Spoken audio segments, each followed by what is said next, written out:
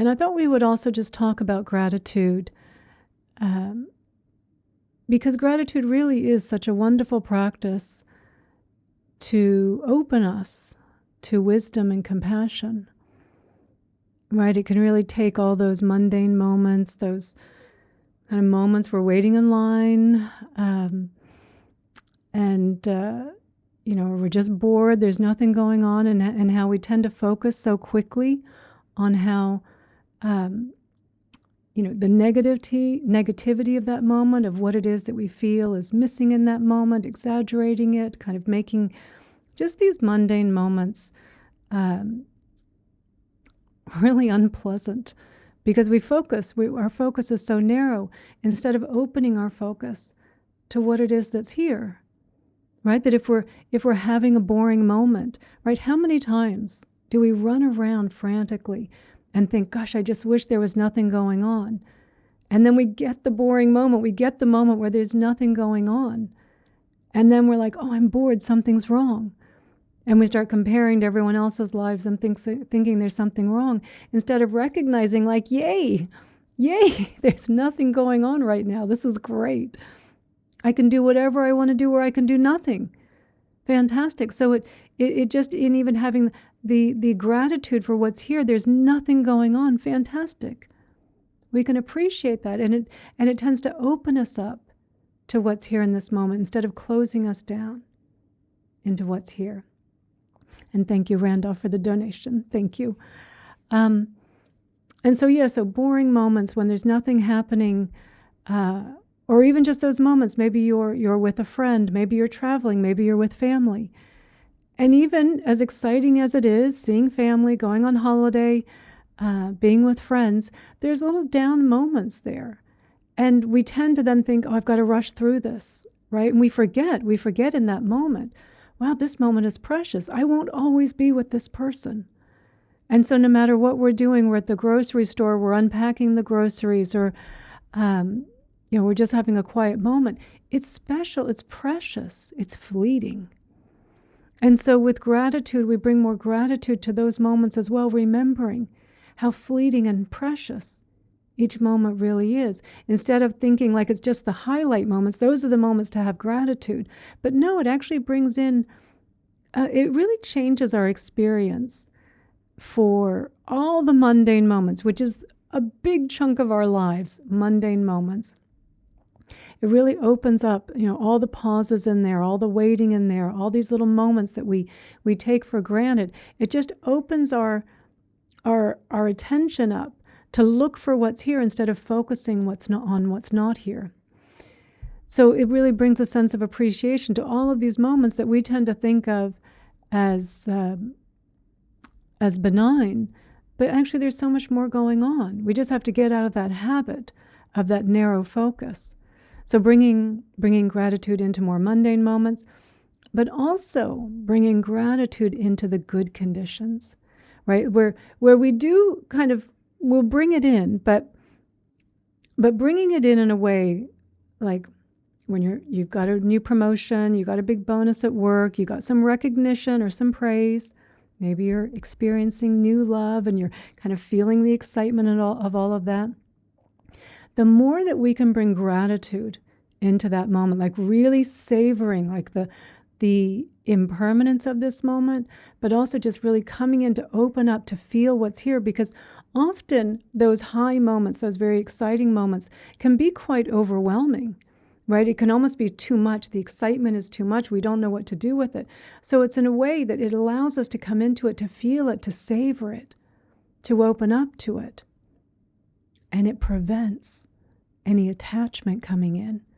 Because we know how quickly that happens too. When something's going really well, we want to hold on to it. We want to make it stay, right? And the more that we do that, the more quickly it runs away from us. So in bringing gratitude to the really good moments in our lives, to that new love, in bringing gratitude, it opens us up to it. It smooths it out, right? So when we have those little moments, when it kind of tapers off just a little bit, there's no panic.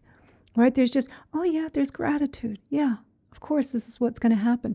And then as it just smooths those edges out, right? There's no longer, it's this grasping, oh my God, it's going away. Like, no, it's just having that little ebb and flow, which is so normal, so normal. So gratitude, bringing in wisdom and compassion to those really good conditions where it allows us to really savor what's here, to be with what's here, to not grasp at it. And ironically enough, again, not grasping at it, we end up extending it, right? Because it doesn't become this big high and then this big low. It's just that, oh yeah, we ride the ebbs and the flows. And again, at any moment, we can just come back into that appreciation of it, right? Like, yeah, it's changed a little bit. It's not quite as the excitement up here, but it's still, anything that's opening our heart with gratitude and appreciation, it feels so good. It feels so wonderful. So really bringing in more gratitude into the good conditions as a way to help us savor what's here, to open up to what's here, to smooth out the ebb and flow of what's arising.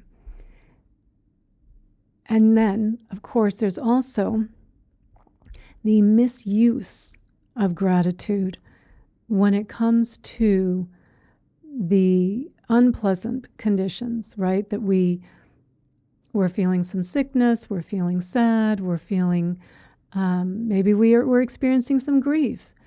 And in that unpleasant feeling, we'll often use gratitude as a way, when we're misusing it, to kind of jump over our feelings, right? When it's kind of this more like, I should feel grateful, right? So if you're feeling sick, where, it's kind of like, oh, I should feel grateful that I'm alive. Like, I hurt this hand, but I should feel grateful that I still have this hand. Or if we're feeling grief, that this kind of shouldness of gratitude but I should be grateful that that person was in my life at all, or in the comparison and the guilt that I should be grateful because I really have such good conditions. I shouldn't feel bad. I should never feel sad. I shouldn't feel depressed because I have so much. I should feel grateful. And of course, there's no wisdom. There's no compassion in that. Right? We're just trying to jump over our feelings. Gratitude is not the right practice in those conditions. In those experiences, what we want to bring is nurturing and care, mindfulness, being with our feelings, self-compassion, right? Moving closer to what it is that's here. And again, because if we bring wisdom and compassion to our feelings, not trying to skip over them, then the gratitude will come. Right? If you're able to be with your sickness with self-compassion and really care for yourself and bring kindness, right? Then the gratitude will naturally arise of like, yeah, but I am alive, right? It could be worse, right? But it's not a should. It's naturally arising because you were able to be with the feelings, right? If you were able to be with your feelings of grief, of losing someone, right? Because you're with them, because you allowed yourself to feel what it is that's here, because you moved closer to it, naturally there will be those moments in the ebb and flow again of some gratitude again that they were in your life, right? And it may not stay. It might come back into some, back into the feelings of grief, but you let the ebb and flow of gratitude come in by bringing wisdom and compassion to what it is that you're feeling, not trying to jump over anything. Because we're often using our practices as a way to avoid feeling what's here, spiritual bypassing, right? Or even just making gratitude somehow like transactional.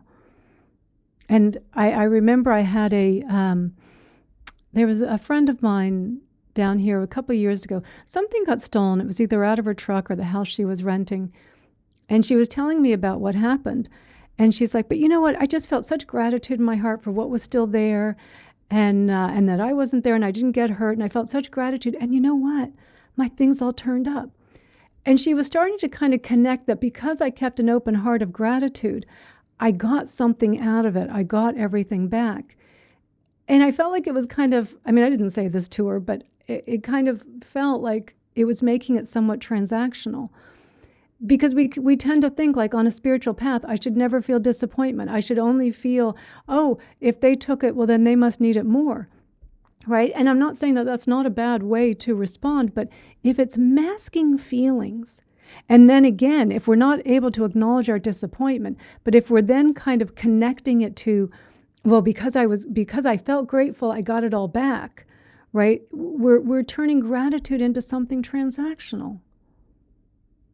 Right? So we have to be careful, because with every one of our practices, I mean, every spiritual practice has a shadow side to it, right? They should all come with a little label that says, can feed the ego, be careful, can cause more ego-ness, right? Can cause more separateness, because every single practice has that capability, right? This is what we talk about constantly, right? Is the shadow side of spirituality. Like, I love spirituality, I love the practices, but we do have to keep being reminded of how the ego comes in and takes it over, right? The ego coming in with the I should feel grateful, the ego coming in with, well, look, you were grateful, and then look what you got back, right? As a way of making it just more ego. I mean, I can't think of a single spiritual practice that does not have a shadow side. Compassion, guilt being the shadow side, right? If we look at someone that's suffering, and then we feel guilt in our heart, we look at a homeless person and we think, oh, I'm opening my heart with compassion, but I'm feeling guilt as though I'm responsible. That's not compassion. And it's going to close our hearts up really quickly. That's just the ego making it more about me, right? It's always making it about me, right? So that's not compassion. So we have to be careful there. Mindfulness, even mindfulness where we kind of turn it into a perfection game. I should never be mindless. I'm a spiritual practitioner. I practice mindfulness. I should never be mindless. But in fact, mindfulness as a practice, it's always coming in after a moment of mindlessness. It's not coming in before, it's always coming in after.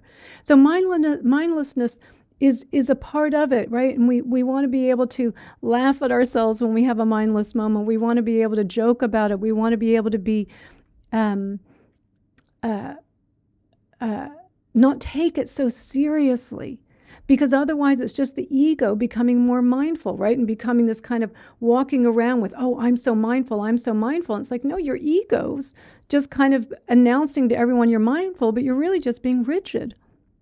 And you're being judgmental to yourself and judgmental to everyone else. Look how mindless they all are, right? And so there's not a single practice that I can think of that does not have a shadow side to it, that should come without a warning.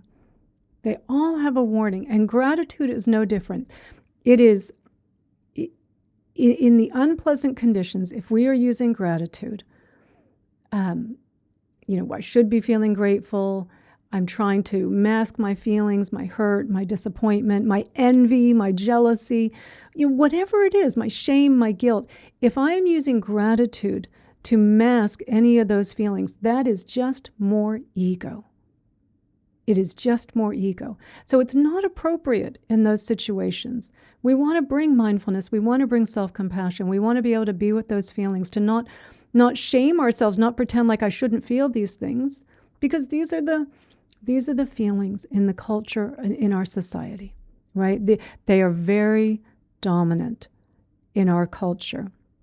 They wouldn't be dominant in more native cultures that live more harmoniously with the environment, with each other. If you even just think of like Native American cultures that lived hundreds of years ago, it wouldn't be, jealousy, envy, regret, guilt, shame. These would not be dominant feelings, emotions in those cultures. These are dominant feelings and emotions in an egocentric, individualized society, right? So they're not yours. They're not your emotions. They're not your thoughts. They're not your feelings. This is what's going around. We're all the result of the causes and conditions of what's coming around us. So it's good for us to remember this. Like, no, it's okay. Feel it. Don't feel more shame because you feel shame. Come in and feel it. Don't bring gratitude into this. Don't try and mask over it with gratitude. So we want to make sure that we're really bringing gratitude in where we should be bringing it in, to all the mundane moments, all the boring moments, there's nothing going on moments, right? Bring it in there, right? That's appropriate. Bring it into the good conditions, right? And to really expand upon what it is that you're feeling in a way that helps you be with it without getting overwhelmed by it. And again, smoothing it out, smoothing out the ebb and the flow, right? So just really making sure that I think gratitude is a beautiful practice. I love gratitude. I think it's a wonderful way of being, of just appreciation for just the simple little things, like the simple little things in life too. It's just so wonderful to be grateful. I mean, many of us have very good conditions, and we should feel grateful for that. We shouldn't feel guilty for it. Guilty doesn't help anyone, right? But to feel grateful for it, and in that gratitude, right, really opening us up to what's here, opening us up to where we can help, opening up to what we can do for others. It takes us out of it and allows us to really meet the moment.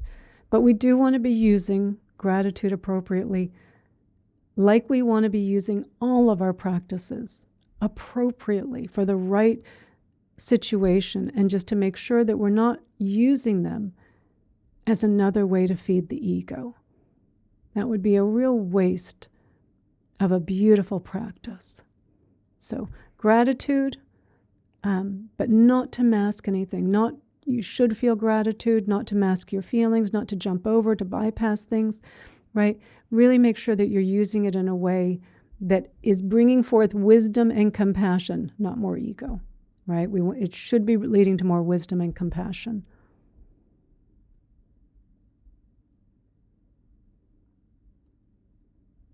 Yeah, and gratitude is a beautiful practice, but we don't want to misuse it. We don't want to misuse it.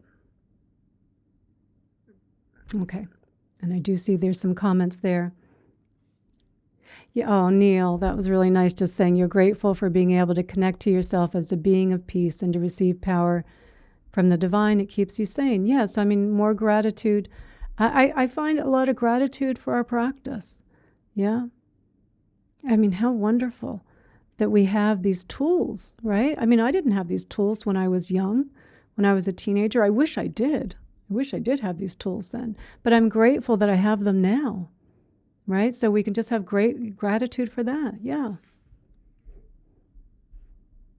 I'll just go back here. Hi, Libby. I'm glad to see you there. Yes, and Neil, also just your previous comment.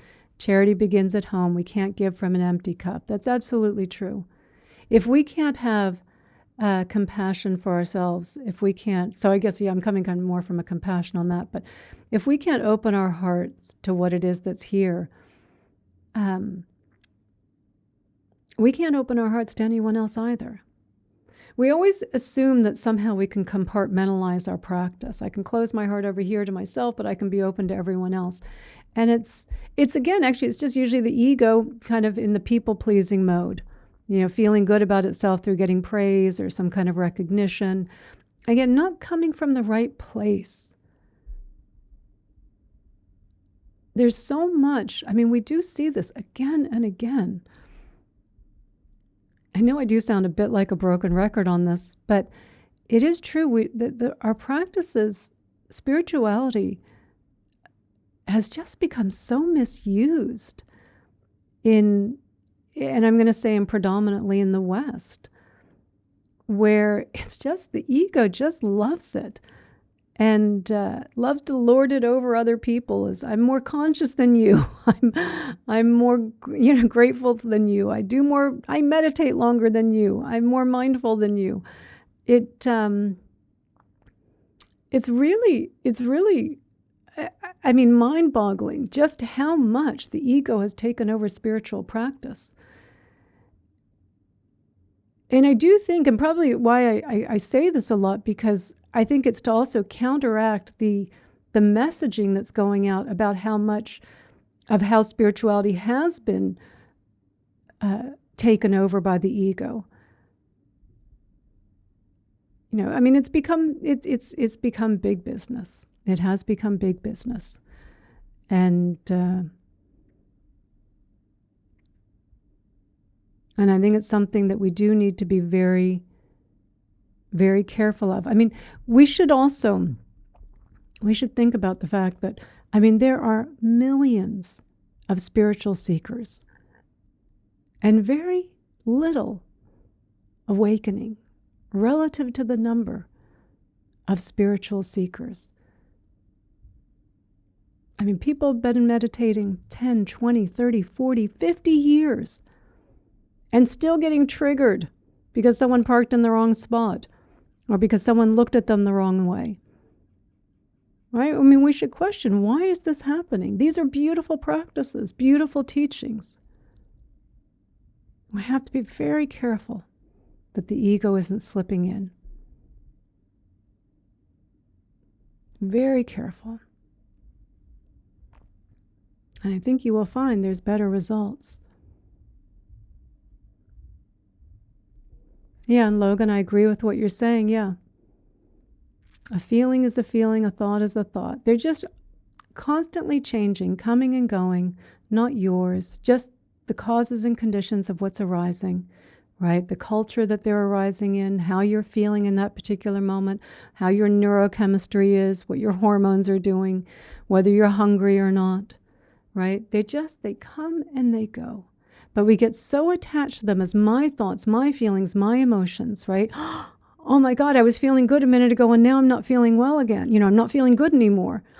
Oh no, something's wrong. It's like it's just a thought that just came out, right? Maybe you were feeling a lot of gratitude in one moment and then it starts to come off and the ego's like, oh, here's my chance. It's like, don't go feeling too good there. You need me, right? It's always convincing us, you need me. You would be hopeless without me. You'd be hopeless. What would you do without me? Me, the ego. Right? We think that, like, without the ego, that we'd have no motivation, we'd have no drive, we wouldn't do anything. We would, as Eckhart Tolle says, turn into just a head of cabbage. We're giving the ego way too much credit, right? Because first of all, right, just because we're doing doesn't mean that there's a doer, right? This is the whole thing that we keep implying. Because I'm doing something, there's a doer. Because I'm thinking something, there's a thinker. Because I'm thinking about myself, I'm assuming that I have always been here, right? There's just this assumption that I've just always been here. So, what we're always implying, in fact, Paul Hederman just puts this beautifully, whatever the activity is, we're implying there's a noun behind it. We're implying there's something behind it. But it's just this assumption that we make, right? But before the thought Meredith arises, there was something before that. Something before the thought of Meredith, right? And that's nothing. There's no words that can really describe this accurately, but what's most often translated as awareness, right? The awareness that's always here, the background, the screen that all of this is playing out on, right? That the awareness is here, a thought Meredith appears, and then I assume because I'm thinking about myself that I was there before the thought. I'm only there when the thought appeared, right? And so there's always this assumption behind I'm always here. And so if Meredith's not appearing, if the ego's not appearing, the sense of self, separateness, if it's not appearing, then I would just fall apart. I would do nothing. But even just the flow state, that right there refutes it. The flow state, which is often attributed to athletics, but anything that you're really engaged in, if you're really engaged in writing, like sometimes for those of us that write, like you'll just find the words are just flowing out. Maybe it's poetry or maybe it's art. It could just be a spreadsheet. It could just be doing coding. But when you're really engaged in the activity, right, and there's no me, there's no narrating about it, there's no thinking about it, what will they think of this? Am I doing a good job? I need to do it faster, right? There's no commenting on it. There's no judging on it. There's no me in it. We actually perform at our best, right? When we have that moment and you've been working on something and you're just there with whatever it is. Again, there's no commenting, no narrating on it. And then someone comes to get you and says like, oh, hey, it's time to go. And you're like, my God, where did the time go? Where did the time go? I was working on this and then 3 hours just went by? Right? And then what's always described in the sense of flow, and everyone's had this, is the absence of me. Right? Because me, Meredith, the separate self, is tied to time. And then when it goes, time goes. All of a sudden, life is like, oh my God. I mean, think about how much we live life under the burden of time. I've always got to get this done. I've got to get to the next thing. I've got to get that done. Right? We're always thinking it's a race of time, and it feels horrible. Right? That's the ego. Right? That's living as the separate self, as a little imagined me that's got to get somewhere. Right? I'm in the little game, the VR headset, and Super Mario is trying to get to the next thing. Like for what? He's just missing everything. Right? And so we're so lost in the sense of me all the time and rushing from one thing to the next and believing that somehow this is making us better and that this is what's motivating us and that this is what's giving us the drive. It's just slowing us down. It's just making life a burden. It's just carrying an extra 50 pounds on your back. It's not making us better. Because when we go into those states, when we are truly in the moment and just doing the dishes, you're just cleaning the house, you're vacuuming, right?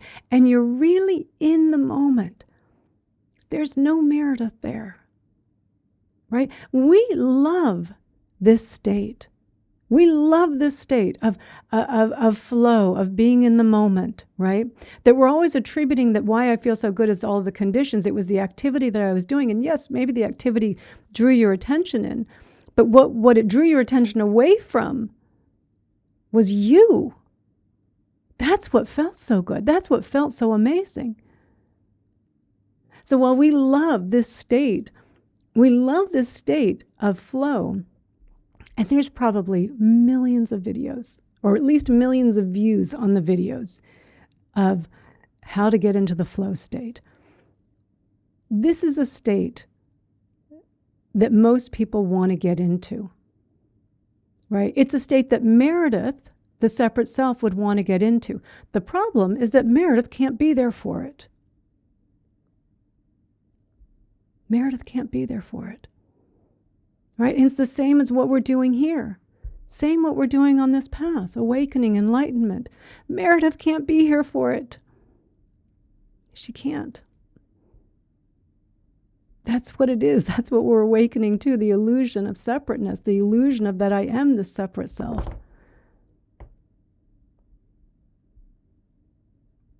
And yet we keep thinking, I can be there for it. You can't. You can't be there for this.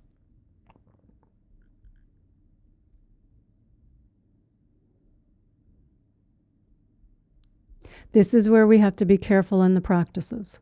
This is where we have to be super careful in our practices. When we're making it, I'm meditating to get somewhere. No.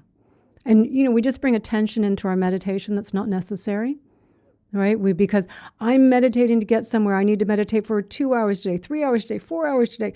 And we sit there so rigid, so difficult, I've got to do this. I'm trying to get somewhere. Meredith can't get there. Meredith will never be enlightened. She will never awaken. It is the absence of Meredith. So when we sit to meditate, making sure, like we were just talking about in the talk, there's a shadow side to it, right? Even in meditation, I can get there. I can get there if I'm more disciplined. If I just, instead of getting up at 5 o'clock, I've got to get up at 4 o'clock, or now I'm going to get up at 3 o'clock, right? The more pressure you put on it, the more me you put into it, the further away you get from what it is that you're trying to do here. You can't be here for it. So with our meditation practice, and I've said this before, and this is again a theme that I'm talking about a lot. Just as you sit to meditate, who's meditating? Just ask, self-inquiry. Who's meditating? Oh, that's right. Just meditation happening. No problem.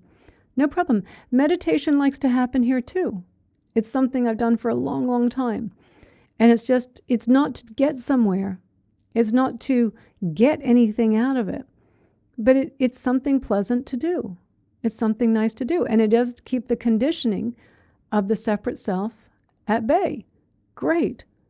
But if you're doing it, with attachment to it, oh, I've got to make it go away. It's just going to be right there the whole time. So whatever it is, whatever practice you're doing, you're going on a retreat. Fantastic. Go on a retreat. Enjoy the retreat. Don't imagine me on the retreat becoming enlightened. You won't become enlightened on the retreat. But retreat are good conditions. Right? It's the Zen saying,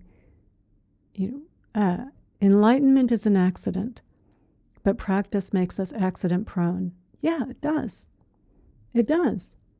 Barring those few individuals, relatively small, like Eckhart Tolle, that have the sudden awakening. That's very, very rare to happen like that. For most of us, it's gradual. It's gradual, but you're not controlling it. You can't make it happen. You can't get more attached to it and kind of force this to happen. So again, there's a certain relaxation with it of, do the practices. Don't do them with attachment. Don't do them with the idea that there's a meditator here getting something. But do the practices, have wisdom and compassion to know, you're going to do something with your time, right? You're going to do something with your time. Yeah, it's good use of your time. But don't do it with the idea that you're getting somewhere with it, because that just is what turns you into a spiritual seeker, and then you become one of the millions and millions of spiritual seekers endlessly seeking, never seeing, because it was their ego the whole time.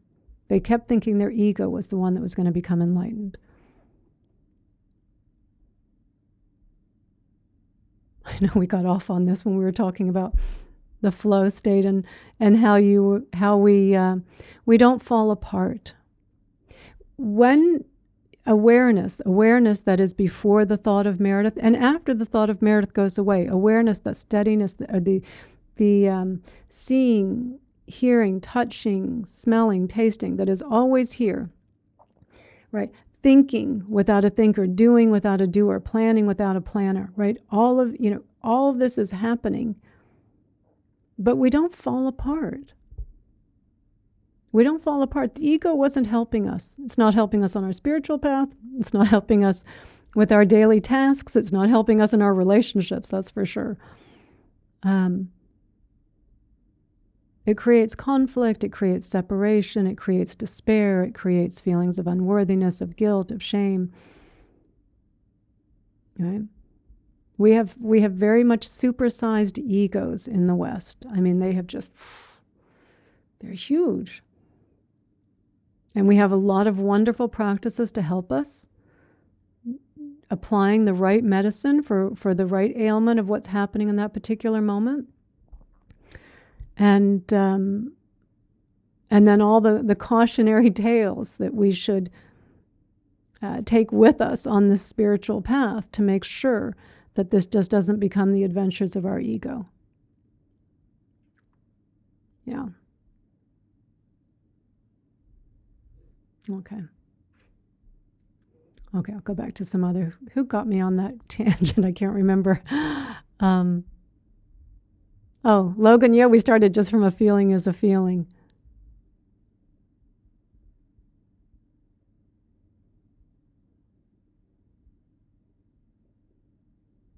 Oh, so Alicia, you're saying you disagree after a near-death experience and being sent back from the cosmos. You were so angry, you played in a hospital bed, unable to walk and talk. The moment your attitude, your body began to heal, although doctors told you and your husband your brain was too damaged to ever walk and talk again. Gratitude and embodying brings so much more and allows us to shift and allows us to move and shift timelines. No, I'm a fan of gratitude. Don't get me wrong. I'm a big fan of gratitude. It's and I would never deny what someone's experience is. Like if it's helping you to be more in the moment, be with what's here, then fantastic. I wouldn't deny that. But I do see that there's a lot of misusing of gratitude. I will respectfully still say I can see that there can be times that we misuse it. But I'm grateful for what it did for you. And yeah, I mean, I love gratitude. I love gratitude. Don't get me wrong. I love gratitude.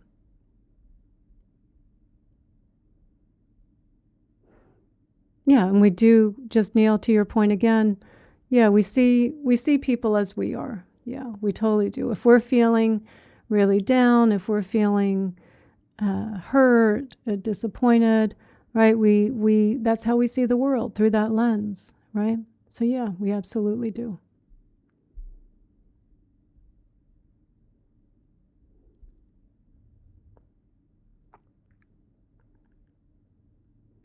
And I'm just, Neil, I am going to caution about connecting to myself as a being of peace. Just just see how this, try it on. Just connect. Just connect. When we put qualifiers on it, I think sometimes we tend to miss the mark, right? That it's just being. Well, peace is definitely, I feel there is a sense of peace in being. But if we're kind of saying I'm a being of peace, like it's kind of qualifying something. And it might just be, again, sometimes we type things out and, I might just be picking a little bit. But I do try to point out in these situations where, again, we're kind of wrapping ourselves up in something. And we don't want to be wrapping ourselves up. We want to be doing, what we're really trying to do is the unwrapping,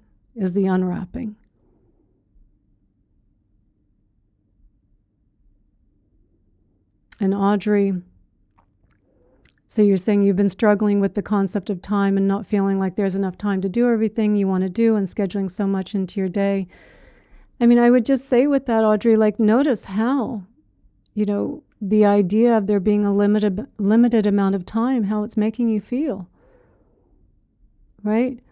This, maybe that there's kind of a fear of missing out, of people really do struggle with this. They want to do so much, and then they don't realize like how difficult they're making life in this moment, how challenging it is, because we can't do everything. We can't do everything. But what I would say is at the core, and when I ask this question of intention, what's our intention? What is it that we want more than anything?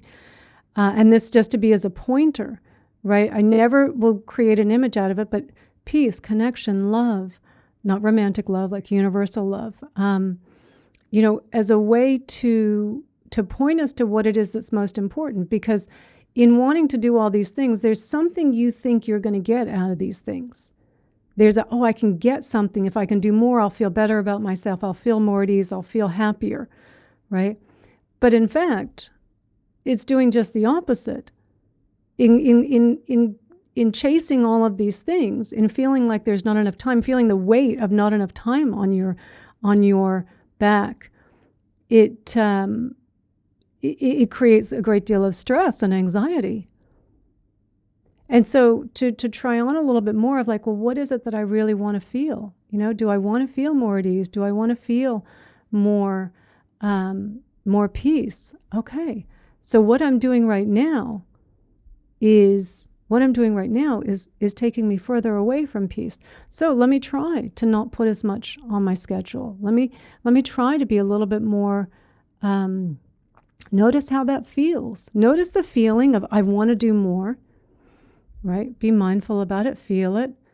Ooh, wow, it's quite a like vacuum, like kind of sucking you in, right? And so you notice and you go, wow, that's just the thought of wanting to do more.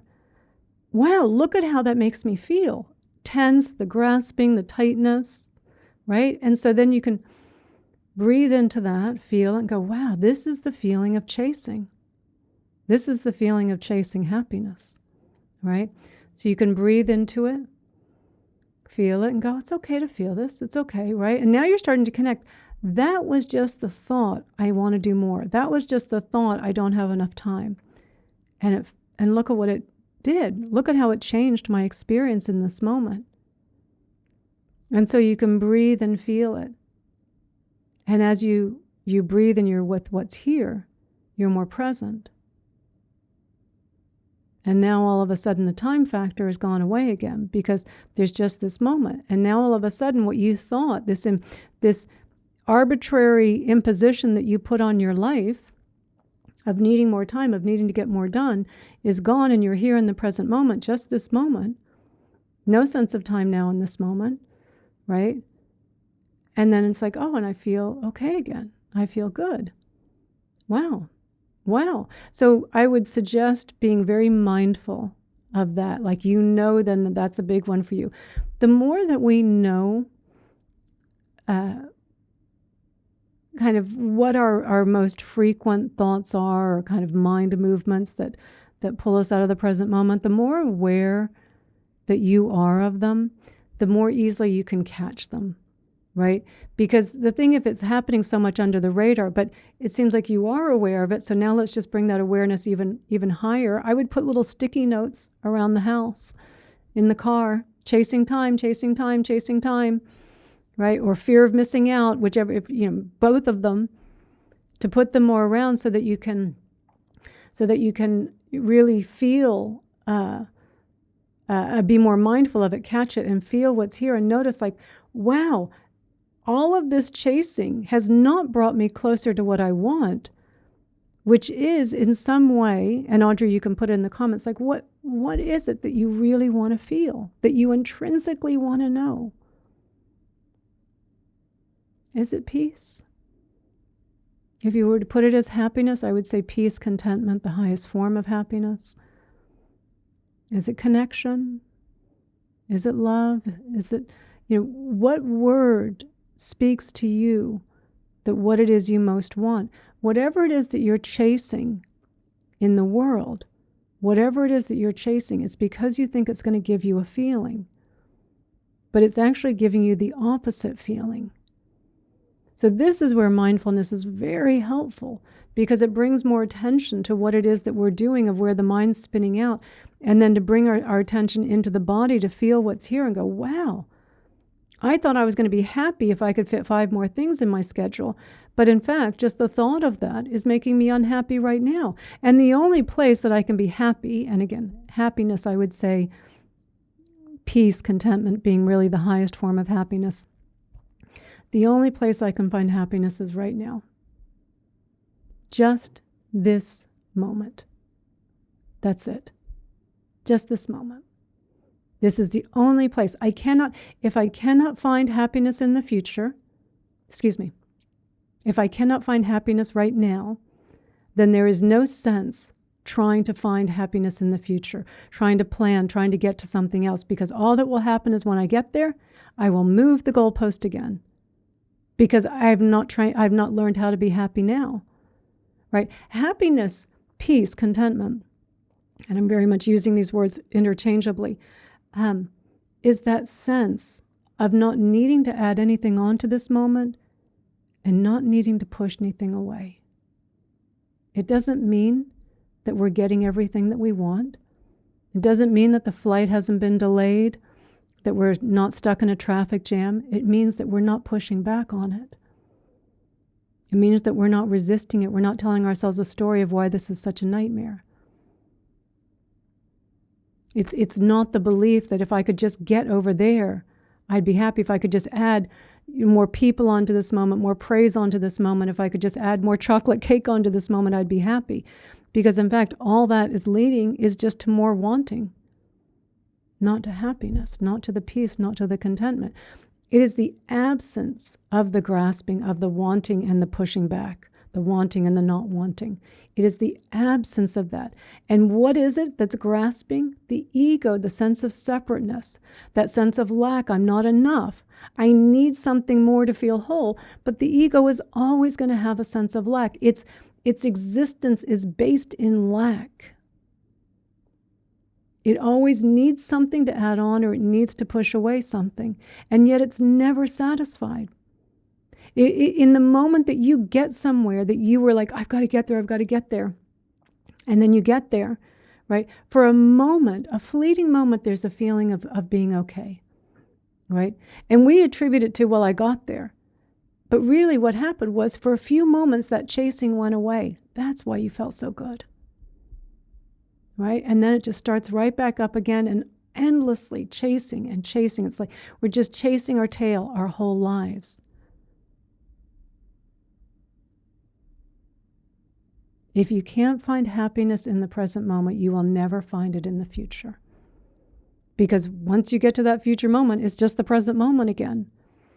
It's only in this moment, and it is the absence of the grasping, so the absence of the ego.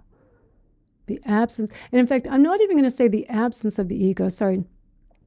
It's the non-identification with the ego. The ego can be saying something, but if you're very clear that you're not the ego, it's not a problem. Thinking, no thinker. Doing, no doer. Planning, no planner. Right? So as you're planning, to even remember, where's the planner? Right? There's planning happening, but no one that's going to get something when you get there. That's just a thought. It's just a belief that creates a sense of lack in this moment.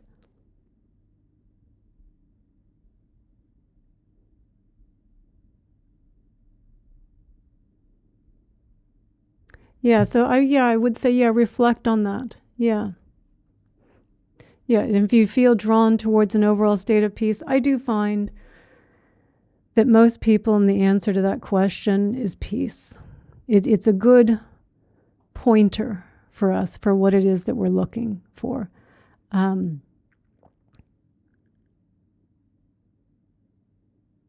Yeah, and you might find also that there's maybe some distracting by doing all this. What are you distracting from feeling? Maybe there is some stuff there for you to be with, to have compassion for yourself, self-compassion, to feel like a lot of the times too, a lot of this kind of running and chasing and trying to add on more things can often be a distraction from wanting to feel the unpleasant feelings. Even just that unpleasant unsteadiness of like, oh, nothing's going on or I'm missing out. Like learning how to be with those feelings is amazing. Being able to come in and experience what it is that's arising, even when it's not pleasant. Because when you're with what's here, and you're not with the story of it, but you're here just with the physical sensations, right? There's no grasping in that. There's no pushing back on that. There's no me in that. You're just with the sensations. So you can even have unpleasant sensations, and there can still be that sense of freedom. Like, because that's what's happening. There's been, this habit has been with you. It sounds probably for a while, right? This habit has been here. And so it's going to keep playing out. It's going to take a little bit of time. So just to kind of come back in and feel and go, okay, whew. Right? You notice the wave, here it comes the wave, and it's the pulling, right? It's pulling me there. And it's like, okay, it's unpleasant.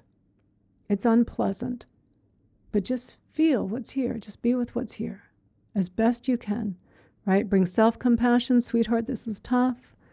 Yeah, but you can feel this. Just be with what's here. Right?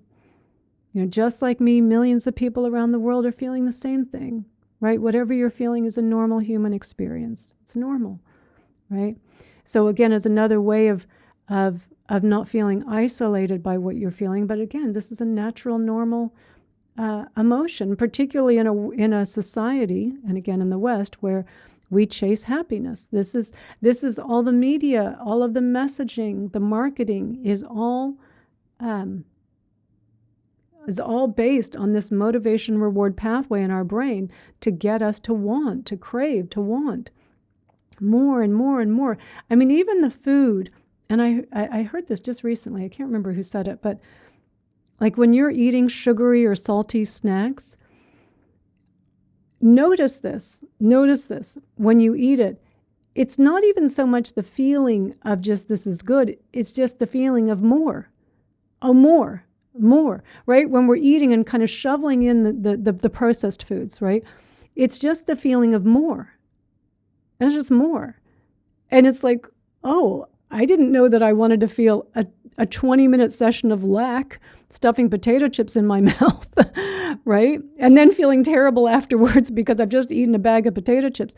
But that's what they are. It's just more. It's more. It's more. So we have a consumer society built on more, not on finding satiation, on just more, right? And more is, I mean, we could look at it the other way, is there's just, you're never going to fill that empty hole. It's never going to get filled, right? And the more awareness, more mindfulness that we can bring to that feeling, like the more it's like, oh, I don't want to do that. That doesn't feel good at all. That's taking me further away from contentment, from peace, right? But the programming is there because we've had all these images that tell us, no, you're bored, go grab a bag of chips. You're bored, go grab your phone. Right? You just got disappointed by something. Oh, get a double bag of chips. Get the double chocolate cake, right? That we're so associating with our emotions, good or bad. Oh, you got something good, you deserve a treat. Go get the chocolate cake. Something bad happened, you deserve a treat. Go get the chocolate cake, right? It's so embedded in the programming, in the brainwashing, that we do it without even realizing how we're feeling. I mean, we are literally like zombies, just, oh, I'll do this, I'll do that, right? Kind of just following what the marketing machines are telling us to do. So mindfulness is really to bring more awareness to this, to see like, oh, wow, I am being run by this program. I'm being run by this program. And stepping out of the program, right? Running on a higher program, let's say, is in seeing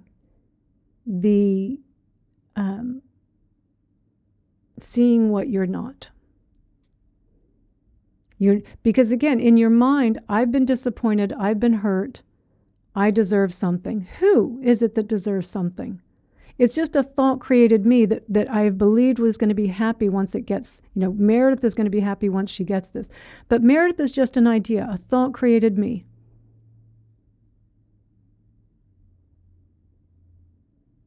There's something here. There's something here that exists. Yeah. An interdependent, interconnected, impermanent arising, changing moment by moment by moment. There is nothing that I could bring to here that would bring some like kind of permanent state where I could land. Nothing. There's nowhere to land. There's nowhere to land. There's nowhere to land.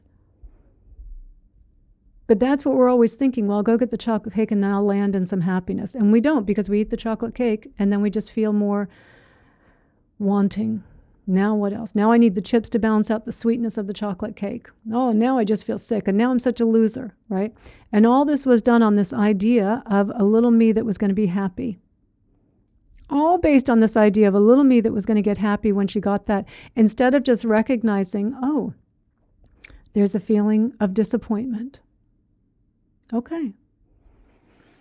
Let's feel the disappointment. Not deny it, not jump over it.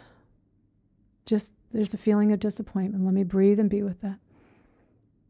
Right? So now you're taking away the sense, you're not creating a sense of lack out of it. You're like, that's what's happening. That's what's arising. That's what's here in this moment. So I should be with it. And I should be with it with compassion and kindness and care. Right? And just feel it. Yeah, it's okay. It's okay to feel this. It's okay to feel whatever it is that's here. Right? And as you're with the feelings, right? You notice they're starting to change already. Might linger depending upon how big the disappointment. There might still be a lingering feeling of unpleasantness, but that peak unpleasantness, which always goes away once the story goes away. Once the story goes away. Because it's the story, the thought plus the feeling making the emotion, right? It's just a raw feeling, but it's the story that we tell on top of it. It's the feeling that we layer on top of it. That's what makes it so painful. And then as soon as the story is gone and we're just with the feelings, it's like, oh, it's a sensation. It's not a great sensation. There's maybe a little still contraction, a little tension, a little still stress in the system. Yeah, it's not great, but it's totally fine. I can be with it. So instead of getting constantly triggered out of that feeling and trying to fill it up with something, right, just because of the thought, I feel this way, I feel bad, I need to come up with a thought-created solution, or I need to come up with a food-created solution, or a distraction solution, or social media or YouTube or whatever it is, and to lose myself somewhere in this, right? Instead of doing the same patterns, which just lead to more feeling lack, more feeling badly about ourselves, and then more looking for solutions outside of ourselves. I mean, what a great system for big business, right? We're just endless consumers, endlessly wanting more. And so the more that we can come in and feel like we change that. Oh, and then the feeling of peace, of equanimity, of freedom. I mean, it's freedom. Like, oh my God, I'm no longer a slave to the system. I'm no longer a cog in this machine. I've seen it. I've seen, you're like, I see that this Meredith is never going to find lasting happiness. Meredith cannot find lasting happiness. She is just a thought-created image, created in lack. She's never going to find lasting happiness. And in letting go of the pursuit of that, right, of thinking, yeah, that's never going to happen, finding freedom, finding contentment that's here. Because it was the chase that was bringing us all the dissatisfaction, the lack, the shame, the guilt, the disappointment. It was the chase.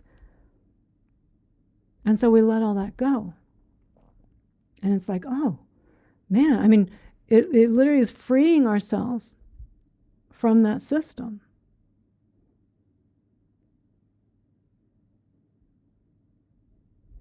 Yeah. So I hope that helps, Audrey. Yes, get clear on what it is that you most want. And again, making sure that what it is you most want is not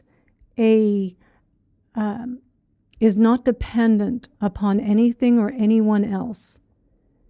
Really just kind of, and I use this as a pointer to try and get us off of the track of chasing, right? I use it as a pointer, okay? So try and connect with that, and then just be very mindful of these chasing thoughts. Write some little sticky notes down. So that you can be more aware of it. Yeah, and Alicia, you're absolutely right. When we name the feelings, it does slow them down because they're just running under the surface. They're just running rampant. And in fact, the naming of them also starts to dampen down the fear center in our brain, right? Because there's a lot of fear in these unpleasant emotions. And the moment that you name it, even just naming fear, oh, here's fear, it starts to dampen down the fear center in there. So yeah, we start to, that is the first step is like naming what's here. In rain, recognize what's here. Yeah, chasing, it's here. The moment you can label it, the chasing, you're no longer in it. But if you've not labeled it, you are in it. You are in it, and you are being propelled forward.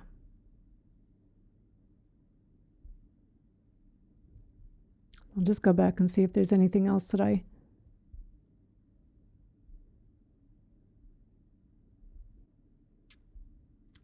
think, and Alicia, I think, answered to Audrey about the society built in time. We do need time. Conventionally, and I'll just address as well, conventionally, yes, conventionally there's time. Conventionally, Meredith set up a live event to be here at noon. And she was here, right? So, and conventionally, I can say there's a Meredith here.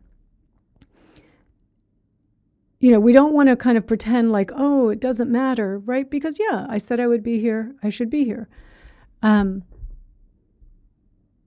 the idea of time, when it starts to become a constraint, when it starts to become a ruler of our lives, and we know when that happens because the stress starts to get there. Oh my God, I've got to be there at noon. What should I do about this? What will they think of me when I'm there at noon, right? All of that adding on to it. is just ego influencing it. So yeah, you've got to be somewhere at noon, you've got to be somewhere later at 3. Like, yeah, I mean, plan your schedule accordingly, look at the clock, notice the contraction in there. Oh, there it is again, breathe, be with what's there. And do make sure, and I think, Alicia, you would comment on that too, like, don't squeeze so much into your day. Like, it's not natural for us to have the number of appointments that we have in our schedule. If you think about how humans lived in tribes when we lived in tribes, right? No one had their day planners out and, oh, let's go check out the new restaurant here, and then I've got to go meet this group of friends at this time, and then I've got to go over there, and then I've got to do this. There was just a natural flow with life. And I think that we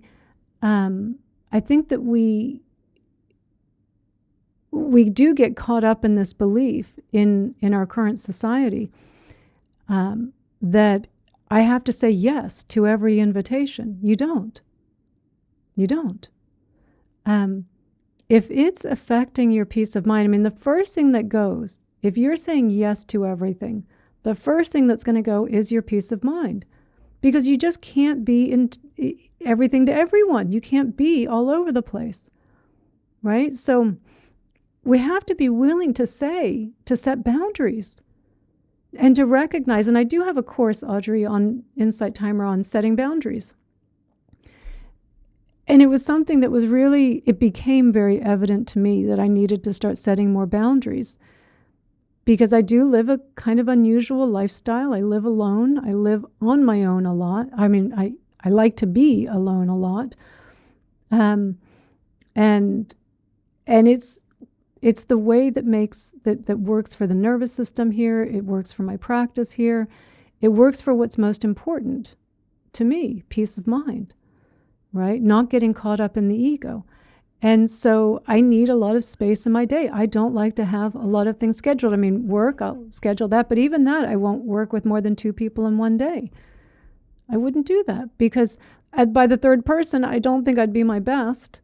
And also, I want a lot of time and space in my day. And so it is, when you ask this question, Audrey, like what it is that you want, like this should be the most important thing guiding you, right? And so how are you filling in your day? If you're running from one thing to the next, there is no way that you're going to be able to maintain any semblance of peace. There's just no way. It's just, if the body's busy, the mind is busy. If the mind is busy, if you're always trying to get somewhere, that level of busyness in the mind and trying to manage it and how can I fit this in, and it's just, there's no way that you're going to do it. And so this isn't a race. You don't win anything by getting the most things checked off on your to-do list or what you got done in your lifetime. There's not a race to win. But it's quality over quantity, right? And everyone's life is a little bit different. Mine's probably a little bit more recluse than what others would like. But for me, this is what works. And so what works for you? It sounds like you probably do like some social activity. You do like some engagement. So be clear on which relationships are most important to you. That's in the workshop as well.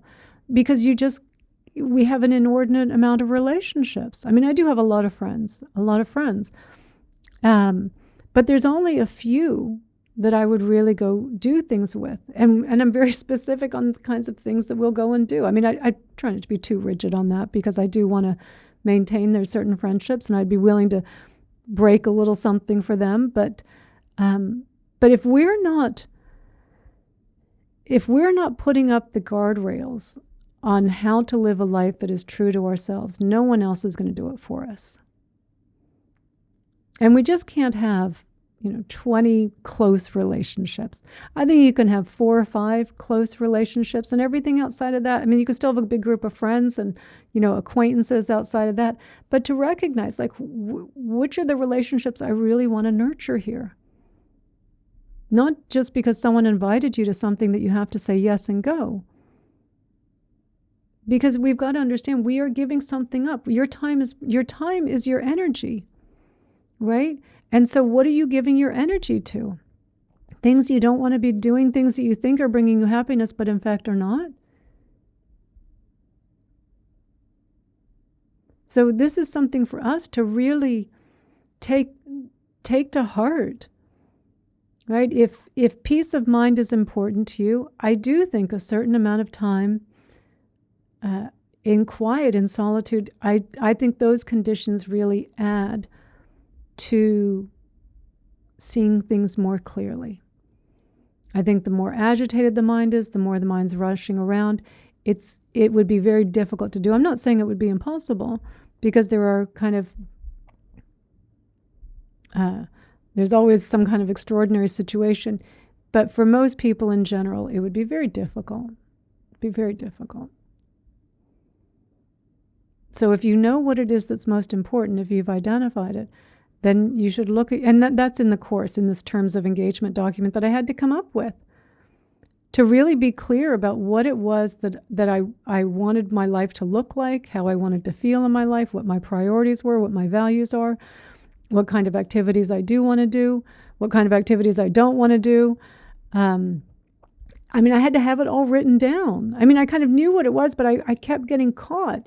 Every time I got asked to do something, I felt badly about saying no, and I felt this kind of need to explain, like, oh, I'm on my spiritual path, and so I don't go out at night, and I don't do this, and I don't do that, and it sounded kind of weird. And it sounded like a lot of just kind of defending myself, which is very much the ego. And instead of just kind of recognizing, like, no, I appreciate the invitation, but I don't go out at night. Thank you. Thank you for including me, but I don't go out at night. Right? And being okay with that.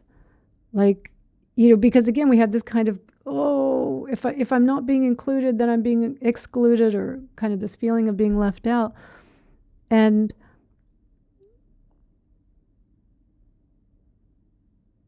I would say that's not the case. I think you could be going to every single saying yes to every invitation possible, and yet still feeling, because it would be a lot of stress, feeling very disconnected.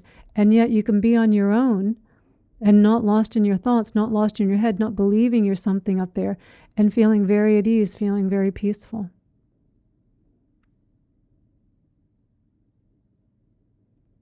So there is a lot to be said for just knowing what it is that's most important. And then secondary goals, what you want to do with your life, what kind of career you want to have. Those are secondary. For me, they're secondary behind what it is that's most important.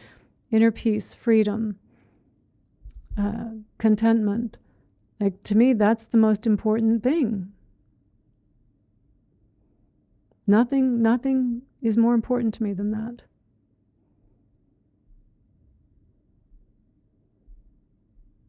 Okay, I'll go back here and see if there's...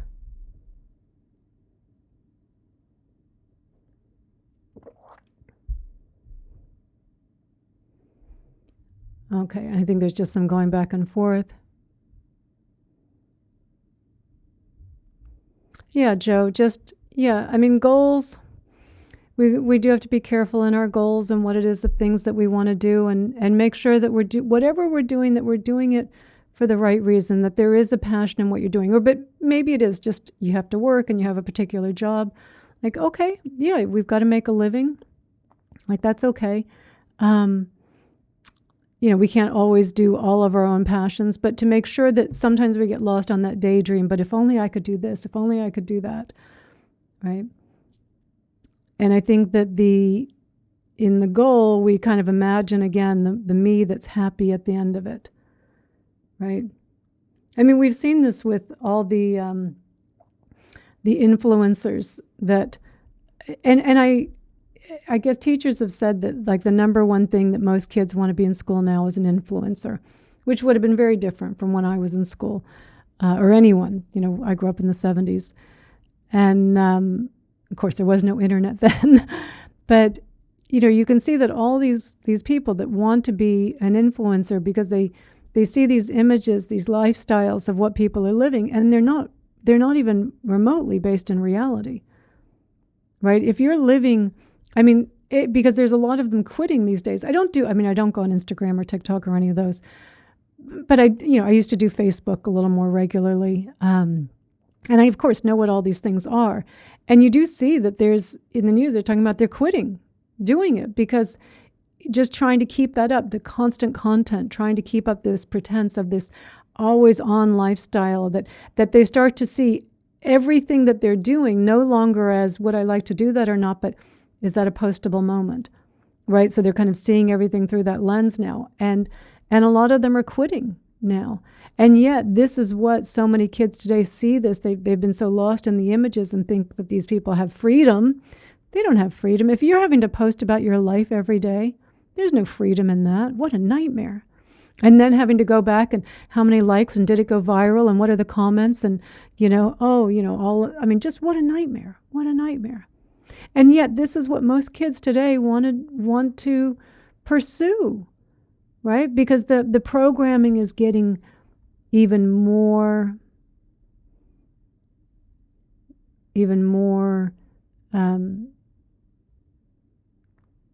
more intense or is just taking over every part of their lives. I mean, again, I think about when I was a kid, like we'd play outside, most of the day, come in when the street lights were on.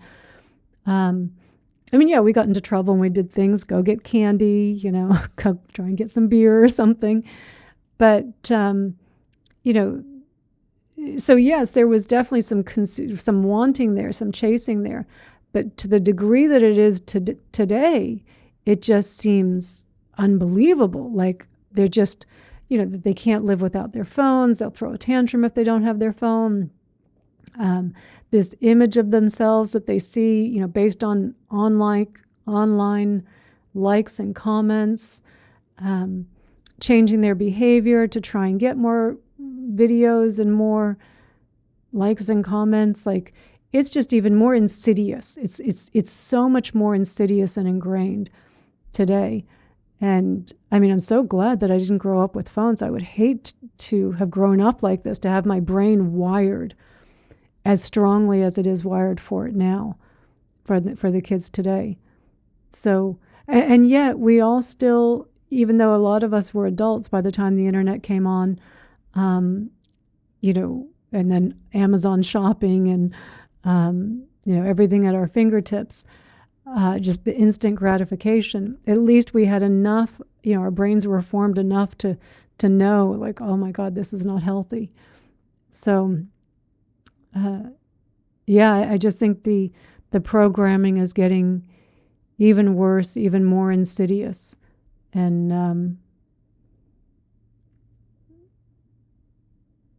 and we, it's important that if we're recognizing this, to make sure that we do honor the conditions that keep us a bit away from that. Again, not in a strict and a rigid way, but just in a recognizing, like, being on your phone too much is not healthy.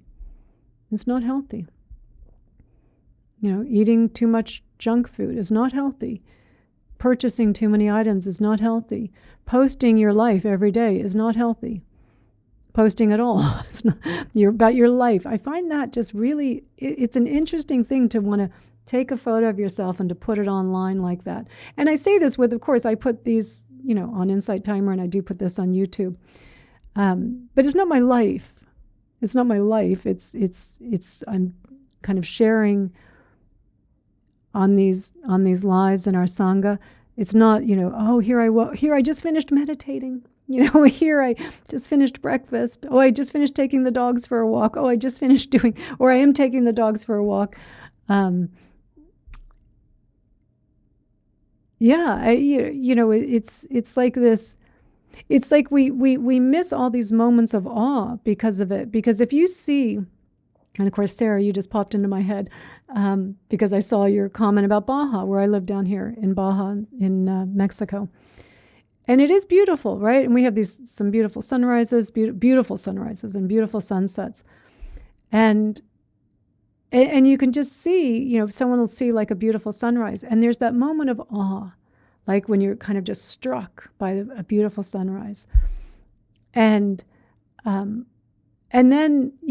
a few minutes later, or a few moments later for some people, got to take a picture of this, got to put it on Facebook, right? Everyone's going to see what a beautiful, let me take another picture. I didn't get the right picture. Like, you can see people doing this. I got to take a picture now. And so one minute there was this moment of awe of the sunrise or the sunset, or just seeing something like, and then immediately this wanting to come in and, I've got to take a photo, and I've got to make some kind of identity out of it, right? Because it's kind of like me posting look at me and my fabulous life with the beautiful sunrises, right? It's these subtle identities that are getting reinforced every time people are posting these kind of images about their lives, because of course they're also all trying to paint an image, right? This, look at this amazing life I have. The more amazing someone has to tell you their life is, I can guarantee you it is not amazing, right? If you're having an amazing life, you don't want to film it. You don't need to snapshot it all day long. You don't need to prove to anyone else it's an amazing life. The more someone has to tell you this, the less amazing I would suggest their life really is. So, the programming is really strong. It's getting stronger and stronger. The internet, AI, where people are even not being able to distinguish between it's a large language model, and people are getting married to these things. I can't imagine this is good for society. This isn't good for us in the long haul. So, yeah, I find the more that we can be mindful of the conditions of where we're getting lost, like lost in the matrix, and then what are the conditions that allow more presence to be here, you to be more in awareness and presence. Like, what are those conditions, right? And really, I would say, a lot of it's the absence of the technology, the absence of too much stimulation, too much engagement. It would be the absence of a lot of those things. Because in the beginning on this path, we do need a little bit of, I do find those conditions can be quite helpful. Now, once you're really seeing reality, doesn't really matter so much anymore. I don't think that there's a great need to go on the internet at these stages, but it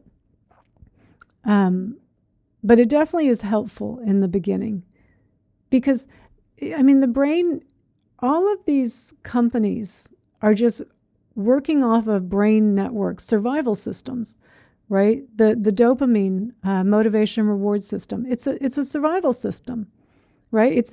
It's not a satiation system. It's survival. It's go and find more watering holes, go and find new food sources, go and find more caves, go and find mates, procreate. And it's not meant to bring you to satiation. It's meant to keep doing it. Right? It gives you the motivation, the energy, the drive, the focus to go and get, find the watering hole. So you look all day and you find it, yay. And, kind of the dopamine gives you all that. But then the dopamine tapers off, because it's like, all right, this watering hole, you're not going to get the same dopamine hit. Right? Now go find other ones, right? What if something happens to this one?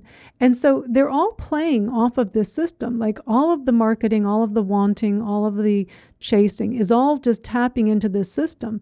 And we just sit there like the rat in the cage, just pressing and pressing and pressing the lever to get the little stimulation there. But it's not happiness. It's just craving. It's more wanting. And this is what the Buddha described 2,600 years ago when he said, craving is like trying to quench your thirst with salt water. He was describing the motivation reward system. It's not about satiation. And they have capitalized on this, right? And they've capitalized also on stress. On stress, kind of bringing us in that sense of fear, and I don't feel safe anymore, and something's wrong, right? And so as we're scrolling through, right, if you're scrolling through whatever, scrolling thing, social media, news, outrage news, right? All the rage bait news that they're trying to just get your attention. They're trying to make you mindless. That is the intention of all of these. They are trying to make you mindless. And we just get lost in it. And then all of a sudden an ad comes up at the right moment. You're just outraged enough and you're just wanting enough, right? So add stress with the motivation reward system. That's exactly what I need to feel better. I'll buy that, right? And then it kind of just keeps us on this never-ending cycle. So they are all just hacking into survival systems in our brain. And so when we kind of think, oh, I can be smarter, I can be posting every day on social media and it's not going to get to me. No way. Is it not? Are you not going to want the likes or the comments? It's tapping into such a primal part of our brain that there's no way you can beat the algorithms. There's no way you can avoid the craving by participating in that. There's just no way. It's just not going to happen. And Michelle, to your point, like I was saying, people are more disconnected than ever because all of this gives the illusion again, oh, look how many friends you have. Look how many followers you have, right? You're texting with people. It's like superficial relationships. And, at best on the texting. But, the likes and the comments beyond superficial. And it leaves us just feeling more disconnected. Oh, Char, that's great. Yeah, it's the digital ego. The digital ego. Yes. Yeah. You don't want a digital ego.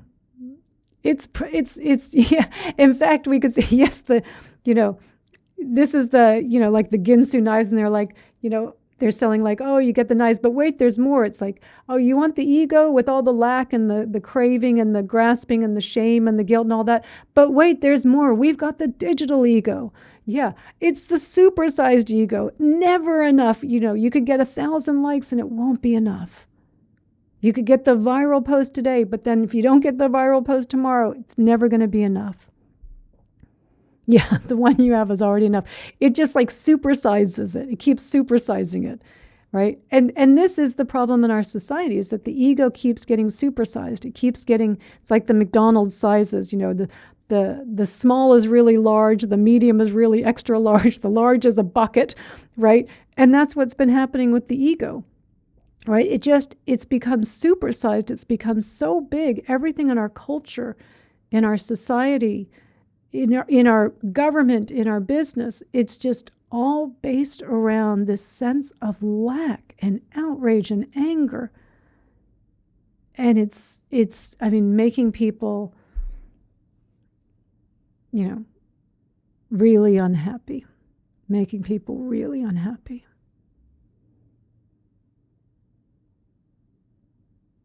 So yeah, we should be aware of the conditions that the ego thrives in. No question, social media, it thrives in. And even news, be careful on the news, right? Be careful while you're clicking on a headline. Just, pause. What am I hoping to get from this? Am I really being informed, or how much of the news is just this kind of gotcha? So much of it is just, whoops, watch my language on inside. So much of it is just ridiculous. It's not news. It's just getting us more angered, more outraged. It's not helping. So understanding all those conditions, and again, I will say this again because I'm just going to keep beating this to death, also just recognizing when we're using our spiritual practice, when the ego is wrapping itself up in spirituality as well. It's still the ego.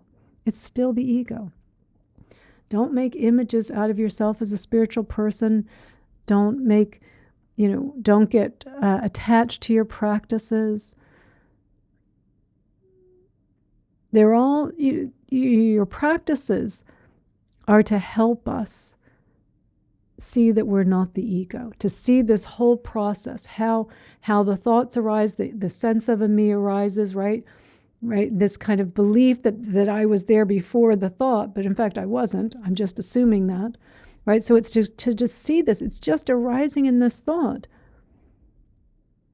And just repeating the same thoughts over and over and over, endlessly repeating the same thoughts I mean, 90%, 80, 90% of the thoughts you had today, you had yesterday, you had the day before that, the day before that. They're not new, they're not original, they're not interesting. They're just the same old things. What do they think of me? What do I think of me? I'm such a loser. I can't believe I did that.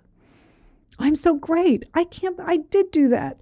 Oh no, now I'm back to a loser. I can't believe I did that, right? Just this yo-yo that we're on, right? So, the practices that we're using in spirituality, mindfulness, meditation, compassion practices, heart-opening practices, gratitude, forgiveness, loving kindness, equanimity, sympathetic joy, all of these are not to become something from them. It's not to become a great meditator. It's not to be the most mindful person in the world. These are tools to help us see that we are not this thought-created me. So that when it arises, when it does arise, and it's telling me I'm a loser, that I can see it like, oh, that's just a thought. Just a thought that's arising. And you can use mindfulness and breathe into it, feel it. Yep, there it is. You can use self-inquiry. Who's the loser? Right? Really shining the spotlight on it. Who's the loser? Oh, I can't find it. Right? As a way to keep seeing I'm not this. So that then as you're going about your day, you're here. You're not burdened by time. You know when you've got to be somewhere. Yeah. But I'm not going to be any happier when I get there. Because if I can't find happiness now, I'm not going to find it over there. But yeah, okay, there's things that are going to be done. Yeah. You weren't doing any of this anyway. It was just all happening, right? And that's what the recognition, it's all happening. You can take your hands off the wheel. It's all happening, right? It's all happening. And then there's just this freedom of flow, right? And you realize, yeah, all thinking can still happen, but no thinker. Planning can still happen, no planner. Doing can still happen, no doer, right? Because you're seeing, I'm not that. It's been giving me the worst advice my entire life, and it's not real. So you're even if the ego still arises, there's just no longer an identification with it. And then those times when you do get a little lost in it, and yeah, we all still get a little lost in it, right? But it's not for very long. It's, just got a little lost. No problem. No, but I forgot for a moment. I thought I was that for a moment again. Oh, I forgot. Okay. No beating ourselves up about it. No, but oh my God, it was lasting for so long and now it's gone, right? No grasping at it. Because I'm not controlling any of this. I'm not controlling the awakening process. I'm not controlling what words are coming out of this mouth, right? I'm not controlling any of this. It's all just causes and conditions arising and happening. And what I take to be, Meredith, is really just an impermanent, ever-changing, ever-changing, interconnected, interdependent being. Nothing solid here. Nothing to get stuck in, because it's just always changing. It's just always changing, and this is where the freedom comes from. The spaciousness comes from, because the ego thinks it's a solid, independent, not interdependent, not interconnected, independent, acting on its own, inherently existing instead of interdependently existing in thought. Just know it exists on its own, right? That's what the ego thinks. And that's who we think we are. But then it's the reality of saying, no, I'm just, thoughts, feelings, emotions changing. Hormones changing. Neurochemistry changing. Energy changing, right? Being affected by the weather, being affected by all of you, being affected by all the previous moments, being affected by what the dogs are doing, being affected by whether I'm hungry or not, being affected by what I ate last night, being affected, by a trillion different causes and conditions. And it's arising this moment. That all there is this moment, each moment arising, all these different conditions, these different, pieces of sand, little grains of sand coming together and changing and changing and changing. There's nothing to hang on to here. There's nothing outside of me that I could hang on to, but there's nothing here that's solid that could hang on to it either. And that's the seeing of oh yeah, conditions, pleasant conditions, unpleasant conditions, nothing going on conditions, experience of everyone, nothing to hang on to, nothing to push back on, right? Right? We use the example of the river flowing. Yes, the river flowing. You're not anything solid. You're constantly changing. The river changes based on the conditions. If there's a rock in the center, if there's someone walking across the river, if a tree fell, if there was a big snowfall, like constantly changing. It's like, oh, it's speeding up a little here. Ooh, okay, let's go with it, right? Oh, it's slowing down a little bit. Oh, this is nice. Yeah, okay. Now what's happening next? Because you don't know what's going to happen next. We're always trying to imagine, I know what's going to happen. We're always imputing that we know and putting meaning in everything. It's like, you don't know. You don't know. Wake up and enjoy the ride. Wake up and enjoy the ride. So all the practices are helping us to see that. They're helping us to see that. They are not the end point. At some point, you put the practices down. They're not even necessary anymore. Maybe you do some just because you like them and because, hey, you got to do something with your time. But we're not trying to become great meditators. Meditation is a tool. It's helping us see this whole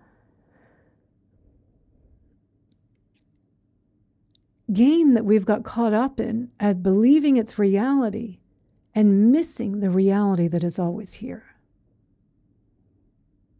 So it's helping us to see.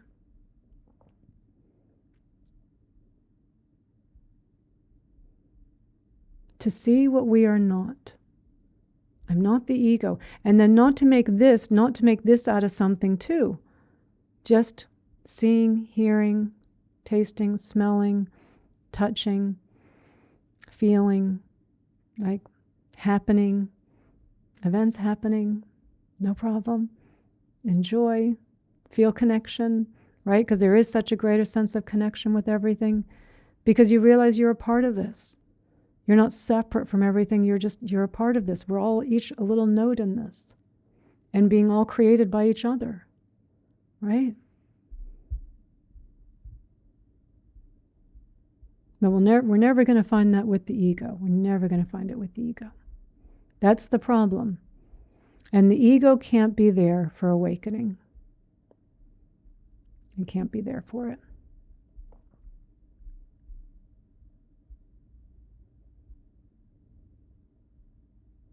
That's very beautifully put, Char. Spirituality is the eyeglass I use to the present moment. Sometimes I misplace my eyeglass, and sometimes I still long for the rose-colored glasses. Yeah.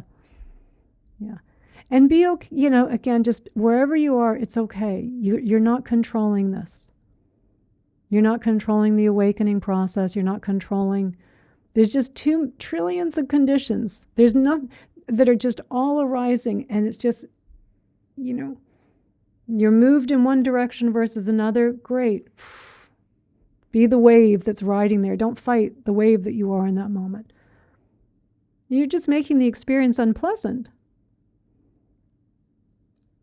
It's just we fight the ride the whole time. We fight it. Because we aren't seeing things clearly, because we're believing the little me that is lacking. There is no little me that's lacking. It's just an illusion. It's been a very convincing illusion. And everyone's in on the illusion. So it's like, oh, you believe it too? Yeah, me too. Right? And then everything in our society that is, and our culture, that feeds into it as well. So as best we can, the conditions are that you're here, right? The interest that you have in this was not your interest. It was the conditions. They arose and there was an interest. Great. And then maybe the words here that create a bit of an influence to say, you know what, maybe look at how you're living your day. How you're scheduling things, how you're relating to time, how you're relating to your tasks, and look at how those conditions could influence the conditions of being more present.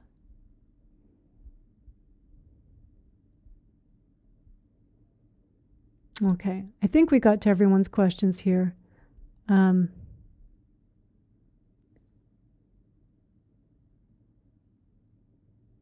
Okay. I'm going to go ahead and then start to say goodbye here because we have been going for 2 hours. And as we know, we do know the conditions of hunger start arising here around 2 p.m. So, and time to bring the puppies in. So, oh, thank you, Asa. Thank you so much.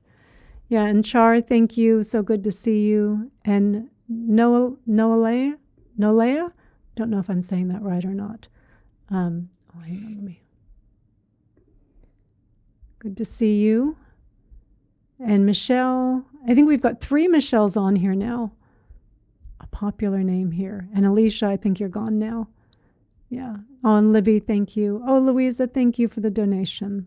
Thank you so much for that. I appreciate it. Oh, Ward, good to see you. Good. I'm glad you enjoyed it. Okay, great. And I think, and Sarah and Audrey, and I know you've got some reflecting to do now, Audrey. And let's see who else. Joss, that's what I was going to say goodbye to. Joss and Benny. And let's see. And Neil, good to see you. Logan, good to see you. I feel like this was the first time for you, Logan. I'm not sure if we've seen you before. And hi, Karen, good to see you as well. And Randolph, again, thank you for the donation. I appreciate that. Thank you so much. Oh, and Mary, thank you so much. Thank you for the donation. Oh, and Aspen, your first time. Oh, I'm so glad you were here. So glad you were here. And Catherine, welcome, welcome. You're always welcome here. We meet every Sunday. So you're always welcome to come and join us. Oh, and I'm so glad you enjoy these sessions, Mary. You were a little spark. I'm sure you picked up on it for the message you sent me yesterday, that it kind of, you influenced the talk for today. So in a good way, because I know you were having such good news and it made me kind of think of you in that sense. And I'm like, oh, let's just make sure she stays with this wonderful feeling in a way that's not getting attached, right? Oh, Janine, good to see you. Good to see you. Oh, I'm so glad the talk you didn't know you needed, Char. Oh, I'm so glad. I'm so glad. So thank you all so much. Thank you guys for being here. Thank you for the great comments. Oh, David, thank you. Thank you. Stumbled on me for a lark. Good. Glad it was a nutritious meal to start the day. So welcome, David. Yeah. And you must be in Australia if you're starting the day. So yeah, well, we meet every Sunday. And again, and I post the recordings of all of our classes up on Insight Timer. So they'll always be up there for you as well. Okay, so thank you all very much. Thank you. Lots of gratitude to all of you. Thank you so much. Oh, and Robbie, good to see you as well. Good to see you. So thank you guys so much. So have a wonderful rest of your Sunday and Monday for those of you in Australia.